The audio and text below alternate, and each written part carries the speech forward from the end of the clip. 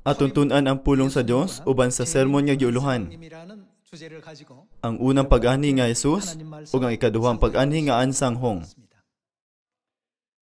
Ang Dios mianhi niining kalibutana diha sa unod aron sa pagtudlo sa katawhan sa dalan paingon sa gingharian sa langit. Ang dalan sa pagdawat sa kapasayloan sa mga sala o kaluwasan. Kung atong balikan ang 2000 ka tuig sa iyang unang pag-anhi, adunay daghang mga relihiyosong grupo nga nag-angkon nga mituo sa Dios.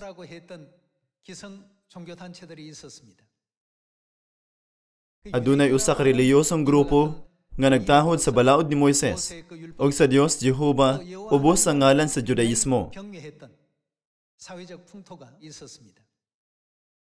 Niana nga sitwasyon, mianhi ang Dios dinhi sa kalibutan diha sa unod. Sa John chapter 1 verse 14, kini niya hisulat, ug ang pulong nahimong tao ug mipuyo uban kanamo. Ang Dios nga mao ang pulong, mianhi niining kalibutan diha sa unod. Siya mianhi ingon nga usa ka tawo pinaagi sa lawas ni Maria. Siya adunay sama nga tawhanong porma sama kanato. Tungod kay siya mianhi nga adunay panagway sama kanato. Nga adunay mga mata, ilong, baba ug mga dunggan. Daghang mga tawo ang dili makakita kang Jesus, isip nga Mesiyas, ang Kristo o ang Dios diha sa unod. Ingon nga resulta, ilang gitrato sa Jesus nga walay pagtahod. Misulay sa pagbato kaniya ug napakya sa pagsabot sa grasya sa iyang pag-anhi dinhi sa kalibutan aron sa paghatag kanato og kaluwasan. Makaplagan nato ang daghang record niadtong panahona sa dihang ilang gisalikway sa Jesus, ang Mesiyas. Apan, dihay mga balaan sa unang simbahan nga midawat kang Jesus, ingon nga Mesiyas ug manluluwas. Sa ila, ang Dios misaad sa paghatag sa purong-purong sa kinabuhi nga dili gayud mahanaw. Sama kini niining panahona. Adunay rason ngano nga ang Dios mianhi sa unod sa iyang una ug ikaduhang pag-anhi. Kinahanglan nga tin-aw natong masabtan kini nga rason aron madawat ang Mesiyas nga mianhi sa unod, dili ba? Kung kita mapakya sa pagbuhat sa ingon, mabalik ang kasaysayan sa iyang ikaduhang pag-anhi. Sama sa panahon sa iyang unang pag-anhi, 2000 ka tuig na ang milabay. Sanglit ilang gihukman ang Dios, base sa kahibalo sa pribilehiyong grupo, sila nagunauna. Sa unsang paagi ang Dios mahimong tao. Mao kini ang hinungdan nga ilang gisulayan, ang pagbato kaniya o gitawag siya nga usa ka pundok sa mga Nazareno. Atong hunahunahon kini kadali. Maluwas ba kadtong naglansang kang Jesus? Dili gayud. Nganong dili man sila maluwas? Adunay usa lamang ka rason. Wala sila makaila sa Dios sa hustong paagi. Gimaltrato nila ang Dios nga nagpakita kanilang kaayo. Ang Dios mianhi niining kalibutana aron sa paghatag sa mga makasasala nga gitambog dinhi sa kalibutan ug laing higayon nga makadawat sa kapasayloan sa mga sala. Apan ilang gisalikway siya pag-usab dinhi sa kalibutan, mao nga ang kahigayunan gikuha. Mausab kini niining katapusang kapanahunan sa balaang espiritu. Gipahiuli sa Dios ang mga kamatuoran sa unang simbahan, ang igpapahulay, ang pagsaylo, ang 7 ka mga kasaulugan sa 3 ka higayon, ug ang tanang mga regulasyon sa bagong kasabutan, sama sa iyang gitukod 2000 ka tuig na ang milabay. Apan, ang mga tao wala makaila kaniya. Busa, giunsa nila pagtrato siya? Sama kini atong 2000 ka tuig kanhi. Gitrato nila siya sa dili maayo. Nagsulti sila og mga butang sama sa kini usa ka bakak. Unsa-unsa usa ka tawo nga makaangkon nga siya ang Dios. Makasulod ba kadtong mga tawhana sa gingharian sa langit? Palihog guna-una ang Hebrews chapter 9 verse 27. kini ni hisulat. Ang tanan kinahanglan mamatay sa makausa. Ug unsay mahitabo human ni ana, kini ni hisulat. Ug tapos ni ana hukman siya sa Dios. Kini nag-ingon nga human sa kamatayon sa usa ka tawo. Adunay paghukom sa Dios aron sa pagtakda kung ang tawo moadto sa langit o sa impyerno. Ang mga tao dili gayon makalikay niini nga sitwasyon. Gusto nilang tanan nga ipahayag sa Dios ang hukom nga makasulod ka sa langit. Apan unsay giingon sa Biblia, hukman niya ang matag usa sumala sa ilang binuhatan. Kung kadtong naglansang kang Jesus 2000 ka tuig na ang milabay, miadto sa walay katapusang silot sa impyerno. Nan, ang tanan nga wala mo dawat kang Kristo nga miani sa ikaduhang higayon, niining panahona, apan nag-insulto kaniya, mahiadto usab sa walay katapusang silot. Mao nga nagsangyaw kita mahitungod kang Kristo ang sanghong nga mianhi sa ngalan ni Jesus sa unang pag-anhi ug sa bag-ong ngalan ni Jesus sa ikaduhang pag-anhi. Dili ba? Atong ablihan ang John chapter 1 verse 1.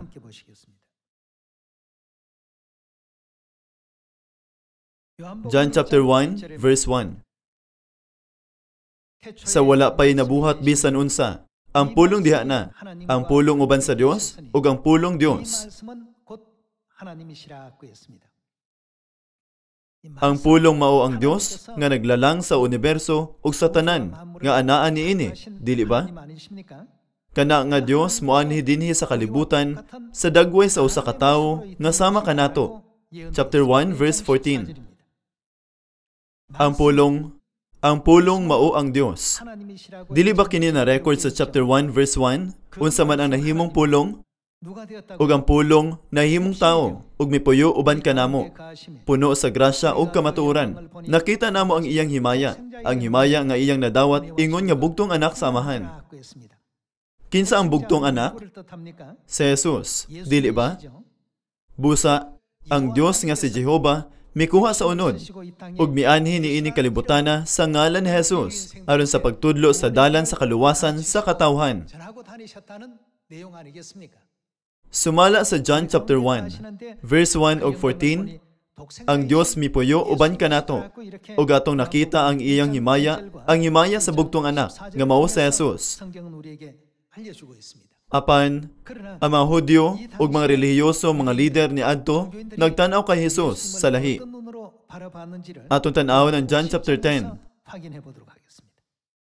Atong basahon ang John chapter 10 verse 30. Aron makita kung giunsa nila pagtrato ang Dios nga miani sa kalibutan, aron mahatagan sila og higayon alang sa kapasayloan sa mga sala ug kaluwasan.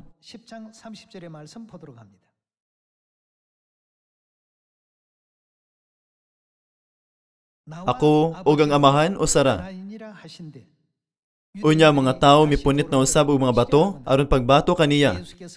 Si Jesus mingon kanila, gipakita ko kaninyo ang daghang maayong buhat nga gisugo kanako sa amahan. Hain man niini ang hinungdan nga inyo man akong batuon. Ang mga tao mitubag, dili ka namo batuon tungod sa bisan unsang buhat nga maayo, kundi tungod sa nganong batuon nila siya tungod sa imong pagpasipala sa Dios. Tao ka lang, apan nagpakadiyos ka. Ang ilang tubag kung nganong namunit silag mga bato, aron batuon si Jesus mao kini. Tao ka lang, apan nagpakadiyos ka. Apan, nahimong unsa ang pulong nga mao ang Dios, sumala sa giingon sa John chapter 1, verse 1 ug 14. Ug ang pulong nahimong tao, ug mipuyo uban kanamo. Atong tanawon usab ang propesiya sa Isaiah chapter 9. Ato tanawon ang mga pulong sa Isaiah chapter 9 verse 6. Natawo alang kanato ang usa ka bata, gihatag kanato ang usa ka anak nga lalaki, ug siya magmando sa tanan ug nganlan siyag maalamong magtatambag. Dios nga gamhanan, amahan hangtod sa kangturan, prinsipe sa pakigdait. Walay katapusan ang pag-uswag sa iyang pagmando, ug mulungtad ang kalinaw diha sa trono ni David, ug sa gingharian niini.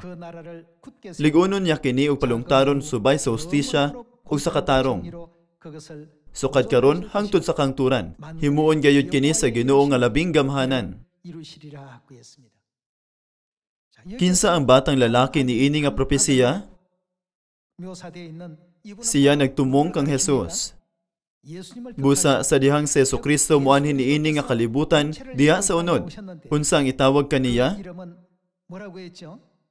Maalamong magtatambag ug unsa pa? Bisan tuod siya mianhi isip usa ka bata, isip usa ka anak nga lalaki. Ang Biblia nagtudlo kanato nga ang iyang tinuod nga kinaiya mao ang Dios nga gamhanan ug amahan hangtod sa kahangturan. Apan, sukad nga mianhi siya dinhi sa kalibutan diha sa unod, sama sa ordinaryong pamilya. Pinaagi sa usa ka inahan nga ginganlan og Maria, amahan nga ginganlan og Jose, ug daghang mga igsuon. Mituo ba ang mga tawo nga siya mao ang Dios? Gikan sa panlantaw sa tao, imposible nga mailhan siya nga ingong Dios. Busa, unsa ang iyang gisulti? Bulahan kadtong wala magduduha kanako. Kinahanglan niya kita makaila sa Dios sa husto. Tungod kay wala sila makaila kaniya, si Judas Iscariote nagbudhi kang Jesus. Ug ang mga tawo miingon, buhii si Barabas, ang tulisan, apan ilansang si Jesus. Kadtong nakaila kaniya, dili gayud makahimo sa ingon nga butang. Tinuod usab kini niining panahona. Atong ablihan ang Hebrews chapter 9. Atong tan-awon ang Hebrews chapter 9 verse 27. Ang tanan kinahanglan mamatay sa makausa, ug tapos ni ana, hukman siya sa Dios. Gihalad usab si Kristo sa makausa aron pagwagtang sa mga sala sa daghang mga tawo. Mupakita siya, ikapilang higayon siya magpakita. Mupakita siya sa ikaduhang higayon, dili tungod sa sala, kundi sa pagluwas kanila nga naghulat kaniya. Ang pag-anhi pag-usab ni Jesus aron sa paghatag kanato og kaluwasan, gitawag nga ikaduhang pag-anhi. Siya miingon nga siya moanhi sa ikaduhang higayon. Unya ang mga kahimtang sa iyang unang pag-anhi ug ang iyang ikaduhang pag-anhi kinahanglan magkalahi. Kini tungod kay nahibal-an natong tanan nga ang paagi sa pagdawat sa mga Hudyo sa Mesiyas sa unang pag-anhi dili husto, dili ba? Unya, unsay angay natong buhaton sa iyang ikaduhang pag-anhi? Kinahanglan nga dili nato sundon ang ilang dalan. Unsay angay natong buhaton? Inigabot niya, kinahanglan natong ilhon siya og sundon ang iyang mga pagtulunan sa kaluwasan, dili ba? Apan, taliwala sa 8 kabilyong mga tawo, dili daghan ang nakaila kaniya. Tungod kay dili daghan, unsa ang tawag niini nga dalan sa kamatuoran? Gitawag kini nga ang sigpit nga dalan. O kini mahimong ipahayag ingon nga ang sigpit nga portahan. Ang Biblia ba nag-ingon nga daghang tawo makasulod niini? Dili daghan ang makasulod niini. Dili ba kana ang giingon sa Matthew chapter 7? Nanginaot ko nga ang tanang katawhan maluwas. Apan ang Biblia nag-ingon nga dili tanang katawhan gitugutan nga mahibalo niining paagiha. Tungod kay kini nahisulat, siya mopakita sa ikaduhang higayon sa pagdala sa kaluwasan. Sa diha lamang nga siya moabot sa ikaduhang higayon nga ang dalan sa kaluwasan mablihan. Ug kung siya dili moabot, ang mga tawo magpabilin sa kangitngit. Hangtod niya siya moanhi sa kalibutan sa ikaduhang higayon, walay tawo nga makaila kung unsa ang kamatuoran ug unsa ang bakak. Atol sa Dark Ages, ang adlong ipapahulay giwagtang niadtong AD 321. Niadtong AD 325, ang pagsaylo giwagtang. Dugang pa, niadtong AD 354, ang Pasko nga wala sa Biblia, gipaila nga daw kini usa ka pagtulunan sa Biblia. Dugang pa, ang krus gipatindog sa ibabaw sa simbahan. Ang kamatuoran ni Kristo nahanaw sa tagsa-tagsa, sugod sa igpapahulay ug sa pagsaylo, samtang ang mga butang nga wala pa mahitabo kaniadto nagpadayon sa pagpakita. Kining mga matang sa mga simbahan nga ato makita karon na porma isip resulta sa Dark Ages. Tungod kay ang mga simbahan, wala na mga pagtulunan ni Kristo, apan napuno na hinuon sila sa paganong mga relihiyosong ritual. Kini o sa katinaw nga rason, ngano nga si Kristo, kinahanglan niya muanhin sa kalibutan sa ikaduhang higayon. Unya, aron madawat siya, kinahanglang mahibalo kita kung asa siya gikan. Unsa nga kamatuuran ang iyang dadon, ug unsa nga ilhanan ang iyang dadon, dili ba? Sa iyang unang pag-anhi, ang mga tao wala makaila kaniya. Sa matag higayon nga siya magsangyaw, sila nakiglantugi batok sa iyang mga pulong, ug nagporma og oposisyon batok kanila. Niining paagiha, ang mga Israelita misangpot sa pagpasangil kang Hesukristo.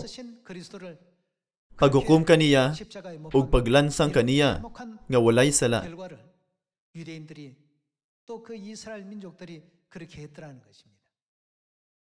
Karon, kini nga ebanghelyo wala lamang magpabilin sulod sa katilingban sa mga Hudyo.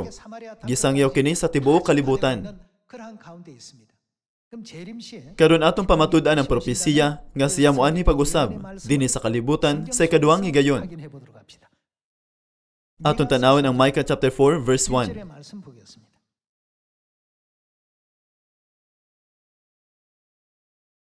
Sa umaabot nga mga adlaw, ang bukid diin mahimutang ang templo sa Ginoo. Mahimong unyang labing habog sa tanan, ug magbaha unya ang mga tawo pagpangadto didto. Sa diyang kini nag-ingon, sa katapusan mga adlaw, kini nagtumong sa katapusan sa panahon sa ebanghelyo. Sa umaabot nga mga adlaw, ang bukid diin mahimutang ang templo sa Ginoo. Mahimo unyang labing habog sa tanan, ug magbaha unya ang mga tawo pagpangadto didto. Nagkalain-lain ang katawhan nga moadto didto ug moingon, Tana, mangadto kita sa bukid sa Ginoo, sa templo sa Dios sa Israel. Didto, unsay iyang buhaton, tudloan kita niya sa ipabuhat niya kanato. Sa katapusan mga adlaw, sa iyang pag-abot sa ikaduhang higayon, unsay iyang buhaton, didto tudloan kita niya sa ipabuhat niya kanato. Didto tudloan kita niya sa ipabuhat niya kanato, aron tumanon nato ang iyang kabubuton. Kay ang balaod ihatag dito sa asa ihatag ang balaod dito sa Sion, ug ang pulong sa Ginoo dito sa Jerusalem. Mao kini ang gitudlo sa Biblia kanato. Unya, sa katapusan mga adlaw, asa man kita moadto aron pangitaon si Kristo nga moabot sa ikaduhang higayon? Kinahanglang moadto kita sa Sion. Diin siya nagtudlo sa dalan sa kinabuhi. Kinsa ang naa sa Sion? Atong ablihan ang Psalms chapter 132.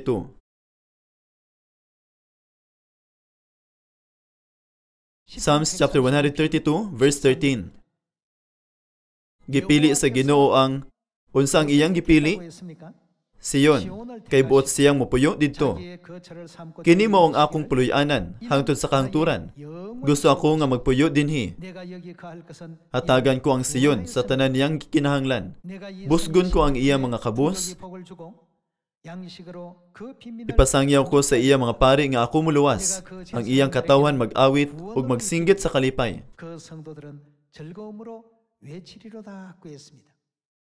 Unsa ang giingon sa Dios nga iyang buhaton sa Sion?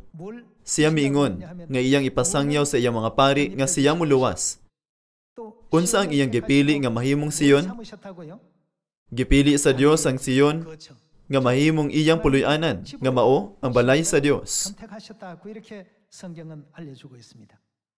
Unya, unsa nga matang sa dapit ang espirituhanong gipasabot sa Sion? Atong tan-awon ang Isaiah chapter 33 verse 20. Sa Isaiah chapter 33 verse 20, kini nahisulat. Tutok sa Sion, ang siyudad diin atong gihimo ang mga gitakdang kasaulugan. Unya, ang Sion, mao gayud ang dapit diin gisaulog ang mga kasaulugan sa Dios. Ang Sion, mao ang dapit diin naglungtad ang mga kasaulugan sa Dios. Ang ubang mga tao tingali mangutana, mga kasaulugan sa Dios? Unsa mga kasaulugan sa Dios? Atong susihon kung unsa ang mga kasaulugan sa Dios. Atong ablihan ang Leviticus chapter 23 verse 2. Sultihi ang mga Israelita nga mao kini ang mga kasaulugan nga gitakda sa Ginoo aron sa ulogon ninyo ug imong ipahibalo ingon nga mga balaang adlaw sa panagtigom. Verse 3, mahimo ninyo ang pagtrabaho sulod sa unom ka adlaw, apan unsa ikapitong adlaw? Adunay kada semana nga makasaulugan o tinuig nga makasaulugan. Taliwala sa sinimanang mga kasaulugan, adunay igpapahulay. Atong tan-awon pag-usab ang verse 3. Mahimo ninyong pagtrabaho sulod sa unom ka adlaw, apan sa ikapitong adlaw ayaw kamo pagtrabaho, kay adlaw man kini sa hingpit nga pagpahulay ug adlaw sa balaang panagtigom.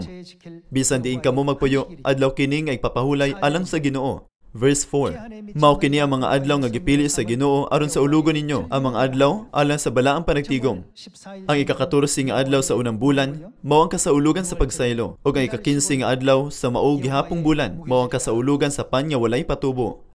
Ang tinuig nga mga kasaulugan mao ang pagsaylo, pan nga walay patubo, ang unang abot kasaulugan sa pagpangani, kasaulugan sa bagong tuig, adlaw sa pagpapasasala ug mga balong-balong. Karon adunay dili maihap nga mga simbahan sa atong palibot. Sama sa bala sa baybayon. Apan unsa ang ilang gisaulog? Ilang gisaulog ang Domingong pagsimba, dili ang adlawng igpapahulay. Ang dili pagtuman sa adlawng igpapahulay nagpasabot sa dili pagtuman sa mga kasaulugan sa Dios. Ang usa ka dapit nga wala magsaulog sa mga kasaulugan sa Dios, dili gayud mahimong siyon. Unya, mopuyo ba ang Dios sa usa ka dapit nga dili siyon?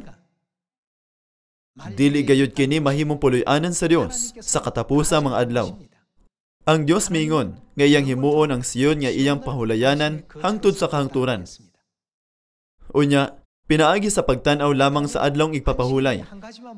Mahimo ba nimong mailhan ang kalainan tali sa simbahan diin nagpuyo ang Dios ug simbahan diin wala magpuyo ang Dios? Oo, mahimo nimo. Ang tanang balaod sa kamatuoran nagunob. Apan ang Dios mianhi sa kalibutan sa ikaduhang higayon. Mipahiuli sa mga regulasyon sa kamatuoran ug mitudlo kanato sa tanan niining panahona. Dili ba kini ang hinungdan nga nasabtan nato ang adlawng ipapahulay, ang pagsaylo, ang pito ka kasaulugan sa tulo ka higayon ug ang tanang kamatuoran sa bagong kasabutan? Kinsay atong mahimamat sa maong syudad sa mga kasaulugan? Atong mahimamat ang Dios nga nagpuyo sa Sion. Asa nato makita ang Dios sa katapusang mga adlaw? Makita nato siya sa Sion. Ang Biblia nagsulti kanato nga siya nagproklama sa balaod sa kinabuhi sa bagong kasabutan o nagtudlo sa katawhan didto. Unya nganong ang ubang mga simbahan sa kalibutan karon walay igpapahulay o pagsaylo? Nganong dili sila makahimo sa pagsaulog sa mga kasaulugan sa Dios? Ang Daniel chapter 7 naghatag kanato sa tubag. Atong basahon ang Daniel chapter 7 verse 25.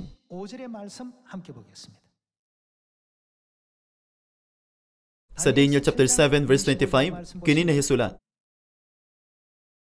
Musuti siya, batok sa labing halangdon. Sa Biblia, ang labing halangdon nagtumong sa Dios. Ang Dios lamang ang matawag nga labing halangdon. Unya, kinsa ang may posisyon nga mosulti batok sa Dios? Kini mao ang Yawa. Ang Biblia nagtudlo kanato nga mosulti siya batok sa labing halangdon og unsa iyang buhaton? Buntugon niya ang mga pinili sa labing halangdon. Maguna-una siya sa pag-usab. Unsang iyang sulayan sa pag-usab? Sa mga panahon ug sa balaod, ug itugyan sila kaniya sulod sa tulo ug tunga ka tuig. Apan sumala sa pagbuot sa hukmanan, kuhaan kini og gahom ug malaglag gayud kini ug mawala.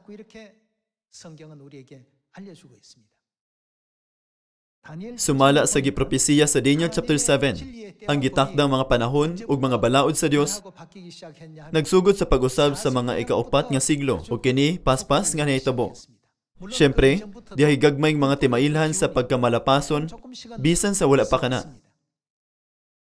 Bisan pa niana, kini nagsugod sa mainiton atong AD 321 sa dihang ang imperyo sa Roma nga nagsimba sa Dios adlaw, nagwagtang sa adlawng ipapahulay ug nagtukod sa balaod sa Domingo.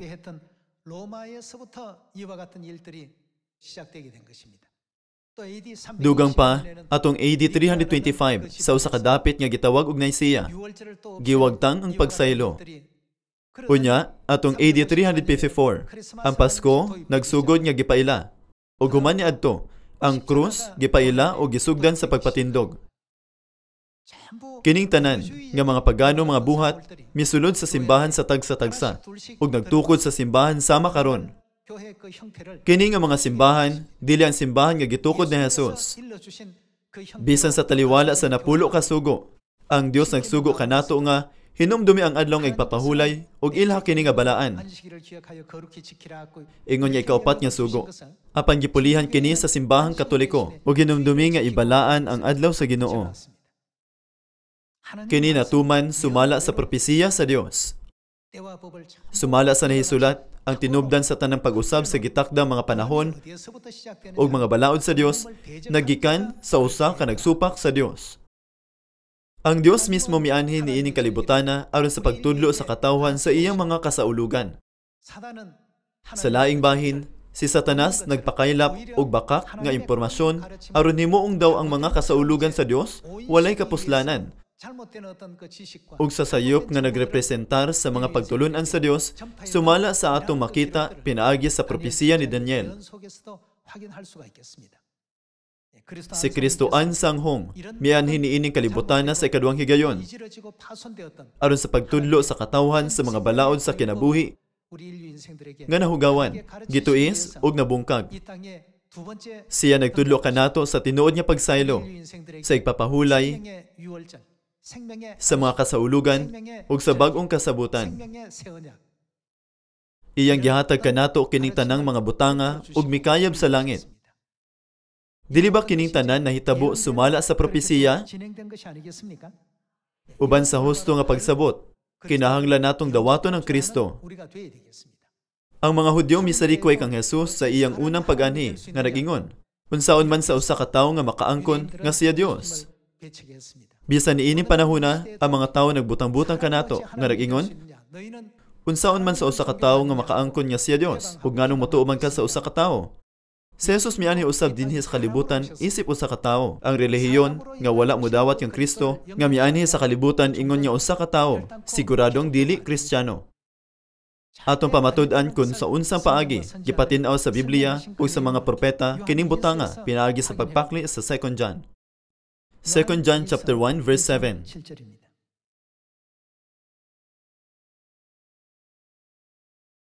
Aniya karon sa kalibutan ang daghang magtutudlo nga bakakon. Wala sila motuo nga si Jesucristo nagpakatao.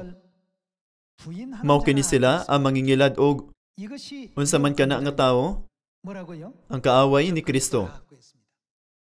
Ang maong mga tawo mao ang mga misupak kang Kristo. Sa yanong pagkasuti, sila ang mga kaaway ni Kristo ug sila iya ni Satanas. Kadtong wala mo ila nga si Jesucristo miani sa unod, mao ang kaaway ni Kristo. Ang Biblia, ang mga apostoles ug ang mga propeta klarong nagpatin-aw niining isyuha, niining paagiha. Apan karon, sama sa 2000 ka tuig ang milabay sa unang pag-anhi. Sila adunay isyu sa kamatuoran nga ang Dios mianhi sa unod. Sa imong hunahuna, ang Dios ba walay ingon ni ana nga gahom? Bisan kita, ang mga kalag nga nakasala sa langit, makasulob sa unod. Apan ang Dios dili makasulob sa unod nga iyang gibuhat? Makatarunganon ba kana? Ang Dios nga makagagahom sa tanan, mahimo magsulob sa unod, o mahimo siyang espiritu. Ang Dios adunay gahom sa pagbuhat sa bisan unsa nga iyang gusto. Unsa ang giingon sa Biblia sa atua, mahitungod sa kadtong moingon, ang Dios dili gayud makaanhi sa unod? Ang maong mga tawo mao ang mangingilad ug ang kaaway ni Kristo, nga mao ang mini nga mga Kristo ug ang mga supak sa Dios. Karon, ato makita nga adunay daghang kaayong pagkaparehas sa kahimtang sa unang pag-anhi nga Jesus ug sa ikaduhang pag-anhi nga ansanghong. Aron madawat si Kristo niining panahona, kinahanglan kitang mopuyo sa Sion, diin sa ulog ang mga kasaulugan. Unsa ang gisulti sa Dios nga iyang buhaton sa iyang balaod sa katapusang mga adlaw sa Sion? Mupakita siya sa ikaduhang higayon aron sa pagtudlo sa iyang balaod ngadto sa tanang katawhan aron sa pagiya kanila ngadto sa kaluwasan. Nagatuo sa mga propesiya, hingpit nga tuuhan nato ang pulong sa Dios ug dawaton si Kristo. Bisan unsa pa ang babag nga mahimong ilabay sa kalibutan kanato. Bisan aton 2000 ka tuig kanhi, ilang giinsulto pag-ayo si Jesus nga nagtawag kaniya nga pundok sa mga Nazareno. Bisan si Apostol Pablo, usa sa bantugan ng mga apostoles sa unang simbahan, gitawag nga pangulo sa pundok sa mga Nazareno, sumala sa na-record sa Acts chapter 24. Kini tungod kay siya, mituo sa Dios nga mianhi sa kalibutan, isip usa ka tawo. Ang ilang sayop nga pulong, unsaon pag-abot sa Dios ingon nga tawo. Migiya kanila sa pagbaton sa sayop nga ideya. Ug kana nga ideya, migiya kanila ngadto sa walay katapusang impyerno. Ang dalan sa kamatuoran, anaa kanunay sa Biblia. Aton tan-awon ang Biblia ug sundon ang mga pagtulunan sa pulong sa Dios hangtod sa katapusan, aron kita makagunit ni ini nga pagtuo hangtod sa katapusan. Sama sa mga balaan sa unang simbahan, dili walaon ang korona sa kinabuhi ug dawaton ang dato nga pag-abi-abi ngadto sa walay katapusang gingharian sa langit. Daghang salamat.